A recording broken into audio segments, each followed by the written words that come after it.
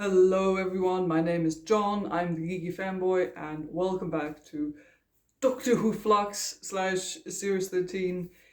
We're getting close to the end. It's episode 5, Survivors of the Flux. And as always, here's your spoiler warning. I'm gonna jump straight into it, so let's go. Okay, so I have to admit, I like this episode more than I thought I would, because I was a bit worried since, these episodes have kind of been taking turns, as in, we're gonna do one episode that does like a lot of, info revealing, but it's kind of confusing, and then and the next episode is sort of more like an actual story that's maybe not too much concerned with the flux. So this episode was going to be more of like, the information exposition-y kind of episode, and it is that kind of episode. But I have to admit, so far this is my favorite one of that type, and I'm going maybe so far as to say this might be my second favorite episode so far after the Sontaran one. I'm not too sure yet, but just to say I quite enjoyed this episode. Okay, so following the aftermath of the last week's episode when the Doctor got turned into a freaking whipping angel, and you're wondering how the bloody hell is she gonna get out of that one. And I love the fact that the angels were just like, we did that because we just mean that way. They thought it would be funny and they thought it would be cool, that's why they did it, and that's just peak angel, peak weeping angel behavior. And again, I think it just looks so iconic seeing the Doctor being turned into a weeping angel. But it's mostly like for transportation, and she is being brought back to the division, and we finally find out more or less what the division is, what they sort of more or less do, and where they are. So the Doctor gets brought to this space between universes, which looks super cool. We get like this exterior shot of like that base between the universes. Looks real pretty. And she's got by an Ood. It's always nice to see the Ood. And then we see who's been responsible for most of the stuff that's been happening. Namely the old lady that we have seen in a previous episode, where she was just like, oh, I know who you are, Doctor, but you don't remember, vague stuff, etc.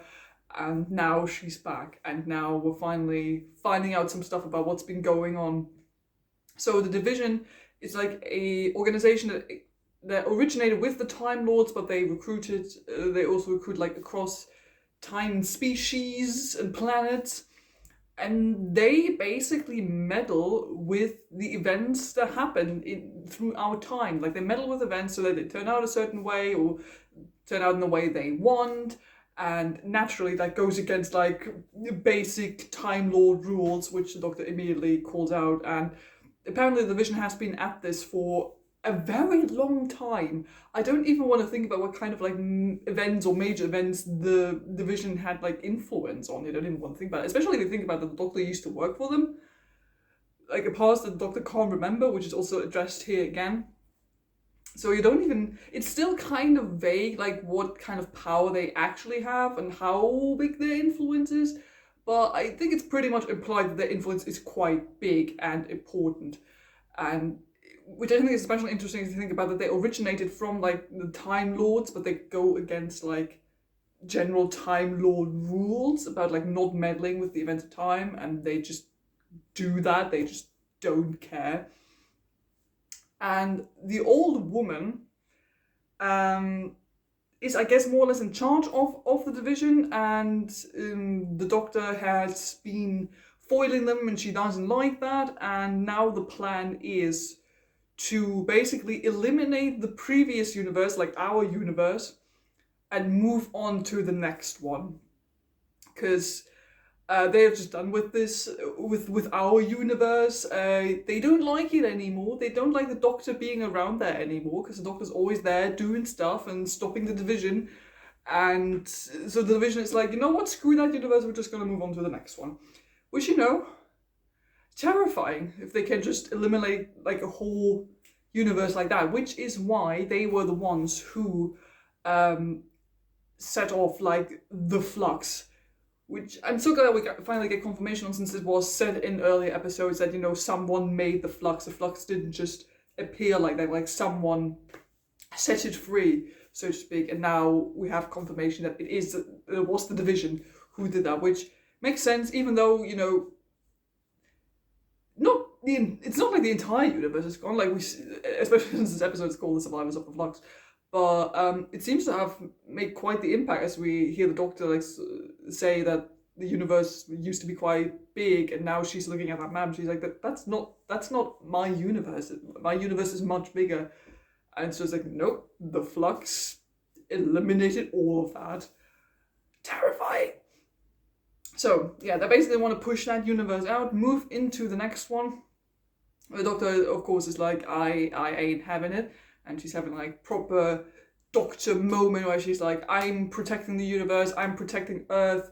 You're all just doing this because you're mean and because you don't want to fight me any longer and all of that. And she has like some good proper Doctor moments again in this episode. I thought this might be at least one of my like the better episodes, where I really like again Jodie's Doctor, how she just like acts and her behavior, and I think it comes through really well. And which again might just be that it's just that Jodie's Doctor works best when she's sort of on her own. Fact. At this point, it's just fact. She works really well when she's on her own and has to face like these impossible situations and gets to be like rise up to the occasion, gets to do like her Doctor stuff and have the cool speeches and the inspiring moments and fighting back. And you see that again in this episode, especially when she talks some more to the old lady, and it is finally revealed to us who the old lady is. And I did not expect them to do that. It turns out the old lady is Tecteun, aka the woman who found the Doctor as a child and then extracted like the regeneration energy out of her and thus created the Time Lords as we know them now. So she's basically like her mother, sort of like adoptive mother. She's like the newest, the most recent regeneration of Tecteun. I did not see that coming, because I was already glad that they didn't completely drop the timeless child storyline. Like we already throughout like Doctor Who Flux saw scenes where the Doctor didn't remember properly. Like we saw the Ruth Doctor again, and we definitely got confirmation for there is stuff going on in the past. The Doctor can't remember. So I was glad that they didn't ignore that, but I did not expect him to like go full on out and bring back Tecteun. I did not see that coming. Because I'm gonna be honest, I'm kind of glad that they doubled down on that, because I know a lot of people did not like the timeless child reveal and the storyline that now developed from that. I have to admit, I was a bit suspicious in the beginning, but I actually kind of warmed up to it. Like, I'm fine. I don't mind the timeless child reveal. I'm cool with it. So I'm kind of glad that they decided to like not back down, even though a lot of people didn't like it. But no, they actually go with it.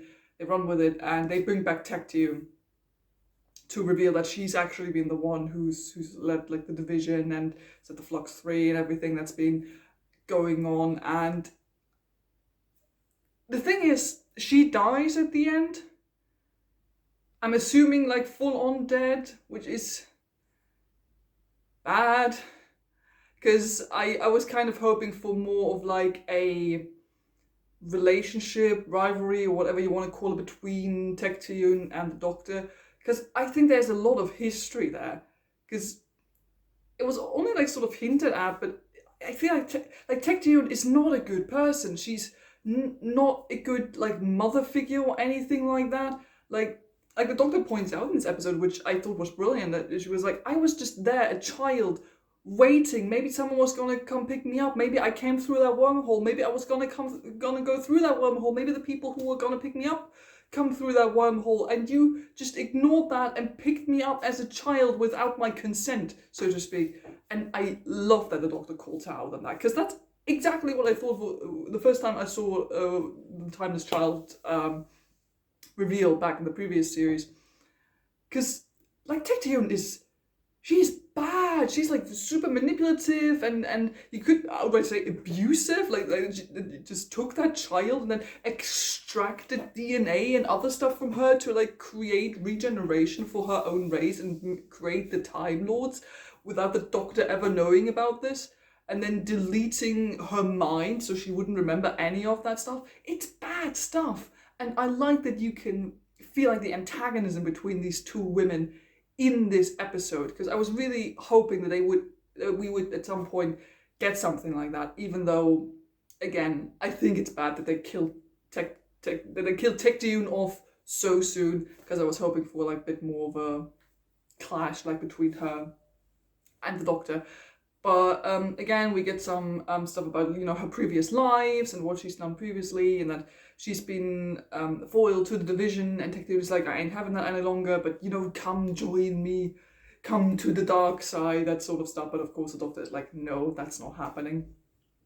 And then the other one big thing is we see the Watch, the classic Gallifreyan watch where all the memories of like a Time Lord can be stored, as we have seen in previous episodes, especially like with the 10th Doctor when he made himself human to live like in the early 20th century, and he had that pocket watch that stored all of his memories. And we see that one again, and it's said that that pocket watch contains like previous life memories of the Doctor. And of course, Tecteun is like, I can give you that if you come with me. But of course, Lucas like, no, that's not happening. But I think that's going to be interesting since Tecteun is now dead, and we see in the teaser for next week's episode for the finale that the watch is going to be opened. So it's going to be interesting to see if that watch actually contains like information or like memories on the previous lives of the Doctor, or maybe it was also just like, you know, a red herring and maybe it's someone else's memories. We don't know, but I think that's definitely going to be interesting to see if they do actually reveal like the memories of the Fob Watch, like what we get to know about the Doctor, since that's been sort of like her big thing throughout this series, that she has like a bit of an identity crisis now that this timeless child stuff has been revealed to her, and she's desperately trying to like find out who she was in her previous lives. So I'm looking forward to seeing what they do with that, and I hope that we do get to see like more memories from her previous lives, because that's what I'm really looking forward to finding out. Meanwhile, while all of that is happening, our companions are off to do their own stuff. So like I had anticipated last week, Dan, Yaz, and Jericho are now stuck in the early 20th century. They've been stuck there for like a couple of years. They sort of do their own stuff. And you know what? The companions might also work just better on their own. And I don't know why. Chibnall, these characters have so much potential. You just need to write the chemistry between them a bit, you know, make it better. Because as you can see, especially in this episode, independently, these people work so well. And I really like Yas in this episode, because Yas is in charge. You can see that she takes on, again, like this sort of authority figure position where she says what's going on. She's sort of like Lara Crofting her way into the tombs and tries to find all the stuff and tries to follow, you know, what Doctor has said since we see her. And she got like this hologram message where the Doctor was like, okay, I know stuff is bad right now, but I'm gonna come find you. But you know, the Lopari shield could get broken, and then the Earth is at danger of being like, you know, infiltrated by other aliens. You need to find out the date when that might possibly happen. So this is what the companions are doing. This sort of like traveling all around the world, trying to find like ancient prophecies. They like go and talk to like a guru guy who is surprisingly hilarious, because you think it's going to be like the super wise and serious person with some really intense stuff that he's about to reveal, then just turns out he wants to mess with people because he doesn't get a lot of chances to do that because he's mostly on his own all the time, and so he just messes with them, and I thought that was funny. we see them traveling on the ships and sort of just like, it's a cool little adventure gang they got going on, and I just like the dynamic between like the three of them, especially like I said with Yas in charge, because this is, I think, when Yas works best, like when she really comes into her own as an adventurer and she's taking charge and she knows what she's doing, and like she's not, which is sort of what my problem was with Clara, that she's not like trying to be the Doctor, like she's not going out there being like all Doctor, doing Doctor stuff. She's just, she's like really coming to her own through this adventuring with the Doctor, and she now knows kind of what to do and how to handle herself, but she's not trying to do it like how she does. She's just like sort of doing her own thing in the name of the Doctor. And I think that works really, really well for her. And I like that we can see, like when she looks at this hologram message, how much she still cares for the Doctor, even though their relationship has been a bit of rocky this series. But like you can really feel like how close Yas has grown to the Doctor and how much she likes her, maybe even loves her. And that really comes through here, I think, when you see her watching like that hologram message, and then Dan comes in and sort of picks up on that something's wrong, and that the separation from the Doctor has been hitting Yas really hard, so he's trying to just like to comfort her. Dan, as always, is being low-key as ever. Just he's sort of like Yas's companion in this. He's just like the companion of the companion. So it's just like, being a good guy, helping out, doing his stuff, doing a bit of comic relief here and there. And which brings back my weekly worry about, or my weekly complaint about, I like these companions, but give them more to do that's actually relevant to the story. Like, Yas does a lot of stuff in this episode, but again, Dan, I love Dan. He's precious, he's good, I like him. The actor is very funny and does a brilliant job with the character.